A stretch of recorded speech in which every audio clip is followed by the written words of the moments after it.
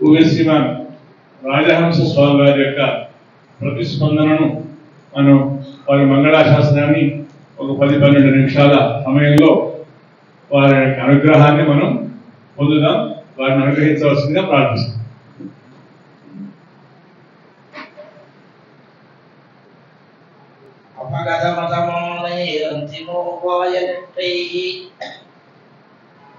అధిగత పరమార్థైరర్థ కామానపేక్షైః నిఖిల జన సూద్భిః నిర్జిత క్రోధలోభైః పరవర నివృత్తైరస్తు మే నిత్యయోగః.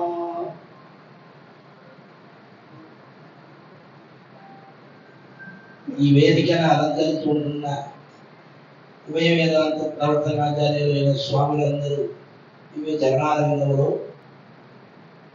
పదే పదే దండవత్ ప్రణామాలు సమర్పించుకొని ఎదురుగా వెంకటేశ్వర చూస్తున్న విద్వాంసులు, ఆస్తిక మహనీయులు, దివ్యమైన మహాలక్ష్మి స్వరూపంతో ఉంటున్న అండాలు కొట్టి వాళ్ళు అందరికీ నమస్కార పూర్వకంగా మంగళాశాసనలు అందిస్తుంటున్న క్రమంగా ఈ దివ్యమైన ఈ కార్యక్రమంలో మన గోపాలకృష్ణ గారు రావాలి అని ఒక మాట చెప్పారు. వారితో దాసుడికి ఎప్పటి నుంచి పరిచయం ఏర్పడిందో అప్పటి నుంచి వారి తీసుకున్న సమయంలోనే రావడం జరుగుతుంది.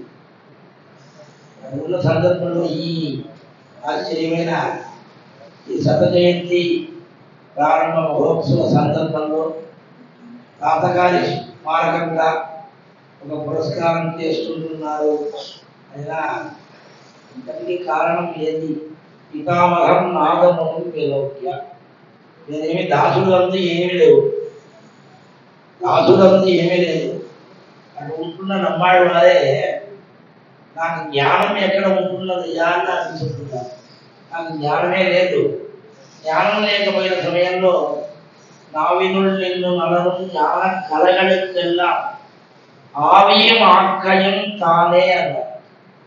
అంతటికి కారణకర్తలు పరమాత్మ లేక నా అందు ఏమీ లేదయ్యా, నువ్వు నా నాలుగులో కూర్చుని నాకు ఈ విధమైన చతుర్వేద సారములంతటిన అందించడానికి భాగ్యం కల్పించిన కారణం వలనే నేను ఇదంతా చెప్తుంటున్నాను. ఆ విధంగా నమ్మాడు వారే ఇట్లా చెప్తుంటున్న సమయంలో దాసుడలాగా ఉంటున్న వాళ్ళు ఏం చెప్పుకోవాలి? అయినా ఏదైనా కూడా మన వేదాంత జీవాలు వైరాగ్య పంచకల చెప్తున్న సమయంలో నమే పిత్రార్జితం కించిత్, మా పెద్దవాళ్ళు ఏమి సంపాదించలేదు, నేను ఏదైనా స్వయంగా సంపాదించామన్నా నేను స్వయంగా ఏమి సంపాదించలేదు. అయినా ఒకటి ఉన్నది, నాకు ఒక పెద్ద ధనం ఉంది. అస్థిమే అస్థి శైలాగ్రే వస్తు పైతామహం ధనం అన్నారు. అస్థిమే అస్థి శైలాగ్రే వస్తు పైతామహం. పితామహ ధనం. ఈ పితామహులు ఎవరు? బ్రహ్మగారు. ఆ బ్రహ్మగారు ఆశ్చర్యమైన అశ్వమేధ యాగం చేసిన సందర్భంలో దాని నుంచి ఒక పరిమళోల్లాస వాసిదాసర పల్లవం ముఖం వరదరాజస్య ముక్తస్మిత ముఖాత్మహే. ఇది చెప్పుతుంటున్న ఆశ్చర్యమైన క్రమంగా ఆ అగ్ని జ్వలన యాగగుండము నుంచి అవతరించిన ఆశ్చర్యమైన ఆ పితామహ ధనం అన్న ఎవరు? వరదరాజ స్వామి. వారు ఉన్న సందర్భంలో నాకు ఏదయ్యా ఆ విధంగా ఏదైనా ఏర్పడింది అని నా అంతటికి పితామహులైన మా తాతగారి యొక్క సంబంధం. వారికి ముఖ్యంగా దివ్య ప్రబంధ గోష్ఠి అని నా అత్యంతమైన ప్రేమ. ఎక్కడైనా వారు వేద పండితులుగా ఉన్నా దేవపెరుమాళ్ గోష్ఠి అని వాళ్ళ దివ్య ప్రబంధ గోష్ఠి అన్వేషిస్తున్నారు. మిగిలిన ఎక్కడ వెళ్ళినా వారు వేద గోష్ఠిలో అన్వేషిస్తున్నారు. అక్కడన్నీ దివ్య ప్రబంధ గోష్ఠికి వెళ్ళరు. శ్రీపరమూరు వెళ్ళినా లేక ఇంకా ఎక్కడ వెళ్ళినా వేద గోష్ఠిలో అన్వేషిస్తున్నవారు. అట్లా దివ్య ప్రబంధ గోష్ఠిలో కాంచి తెలివెప్పలమాల దివ్య ప్రబంధ గోష్ఠిలో అన్వయిస్తున్న సమయంలో వారు ఒక మాట ఎప్పుడు అంటున్నవారు, నేను ఎప్పుడు గోష్ఠిలో సేవించినదే లేదు, నేను ఎప్పుడు గోష్ఠిలో సేవించినదే. కారణం ఏం తెలుసా, గోష్ఠి ప్రారంభించడానికి ముందు వచ్చిన గోష్ఠిని సేవించడం జరగదు, గోష్ఠిని ప్రారంభించిన అవసరం వచ్చినా అప్పుడే గోష్ఠిని సేవించడం అనేది జరుగుతుంది. ఇప్పుడు ఎట్లా పెరుమాళి ఏం చేస్తారు అనినా ఒక అరగంట సేపుకు ముందే, గంట సేపుకు ముందే నేను కూడా మా చిన్నతనంలో తాతగారి దగ్గర అడుగుతున్నాను, తాత 5:30కి పెరుమాళ్ళు ఏం చేస్తారు, ఇప్పుడు 4:30కే ఏంటి అక్కడ కూర్చున్నా ఏమి ఉపయోగం అడుగుతున్నవారు. అప్పుడు చెప్తున్నా, అయ్యా పిచ్చివాడిగా అడుగుతున్నారు, ముందేనే వెళ్ళినా ఎవరైనా పెద్దలు రావచ్చు, ఎవరైనా తెలిసిన వాళ్ళు రావచ్చు, వాళ్ళతో 4 మాటలు మాట్లాడవచ్చు, దానివల్ల ఎన్నో భాగ్యం కలగచ్చు అని నాకలా చెప్తుంటుంది వారు. ఆ విధంగా ఆ కైంకర్యం అనినా దాంట్లో ముందు ఉండాలి అని ఒక లక్షణంగా చూపించిన వారు మా తాతగారు. అట్లా దివ్య ప్రబంధ కైంకర్యం, వేదపారాయణ కైంకర్యం, ఆ వేదములో ఉంటున్న మంచి మంచి విషయములంతటిన ఎన్నో విధంగా పదపాఠ పరిత్రాణం, యజుర్వేద సిద్ధాంతరం, వేద భాష్య విమర్శనం అనిన గ్రంథములతో లోకానికి అందించిన వారు మా కాలక్షేపాచార్యులైన శ్రీమాన్ తిరుమల అనంతానంద విక్రమాచార్య స్వామి ఎప్పుడు అంటున్నవారు, లోకములు అందరూ చెప్తుంటున్నవారు బాణోచ్చిష్ట విధం జగత్ అని చెప్తుంటున్నవారు, లేదయ్యా బాణోచ్చిష్ట విధం జగత్ లేదు, అన్నోచ్చిష్ట విధం జగత్ అంటున్నవారు. అన్నోచ్చిష్ట విధం ప్రతిభానిమైన అన్నగరాచార్య స్వామి దిగలేకపోయినా ఇదే లేదు. కారణం ఏమైనా బాణుడు అన్ని విధంగా మాట్లాడి ఉన్నా దాంట్లో తాతగారు చెప్పిన మాట ఇది, అన్ని మాటలు వారు మాటలు రాగలేకపోయినా పదాలే లేవు, అయినా కైంకర్యం అనే పదం దాంట్లో రాలేదు, ఆ కైంకర్యం అనే పదం రాలేదు.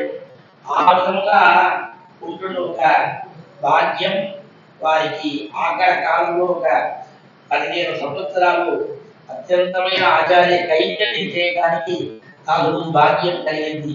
అటు ఉన్న ఆ కైంకర్య భాగ్యమే ఇక్కడ కూర్చోవడానికి భాగ్యం కలిగింది. లేకపోయినా ఏం లేదు, నా అందు ఏముంటుంది అని రా, ఇది మట్టి బుర్ర, మీకు అందరికీ తెలుసు.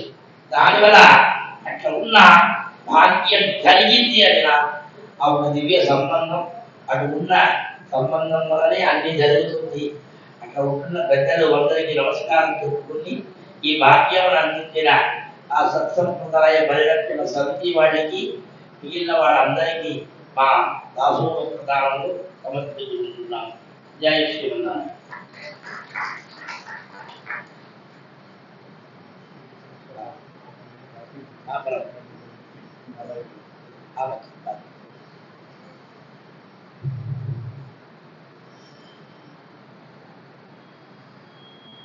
అన్నగరాచార్య స్వామి వారి దినక్షేత్ర సందర్భంగా అన్నగరాచార్య స్వామి వారి పురస్కారాన్ని కూడా రాజహంస స్వామి గారు గౌరవాచార్య స్వామి గారికి సమర్పించడం జరిగింది. ఇది ఆ విషయంలో కొంచెం నాకు డౌట్ ఉంది, వాళ్ళతోనే మొదటి అన్నగరాచార్య స్వామి వారి పురస్కారము రఘునాథాచార్య స్వామికి, ప్రథమ గోపాలోపాయనం రఘునాథాచార్య స్వామికి, మొదటి శ్రీరంగాచార్య స్వామి వారి స్మారక పురస్కారం రఘునాథాచార్య స్వామి వారికి, ఇలా ఎన్నెన్నో విశేషాలు. కవిరత్న గురిమెళ్ళ రామానుజాచార్య స్వామి వారి శతజయంతి సందర్భంలో కూడా ఆ లోటు మొదలు వారికి సమర్పింపబడాల్సిందే, అది కాస్త అప్పుడు కాకుండా శతజయంతి ఒక ప్రత్యేక సందర్భంలో వారికి ఆ పురస్కారం సమర్పణ కూడా జరిగింది. అటువంటి రఘునాథాచార్య స్వామి గారి విషయంలో శ్రీ వైష్ణవ సౌభాగ్యం అనేటువంటి గ్రంథాన్ని కుదిరింపజేసుకోవడానికి వీలుగా అనుమతించినటువంటి వారు, ఈ కార్యక్రమానికి శోభను తెచ్చిన వారు రాజహంస స్వామి వారికి కృతజ్ఞతాపూర్వకంగా సమర్పణం చేసుకుంటూ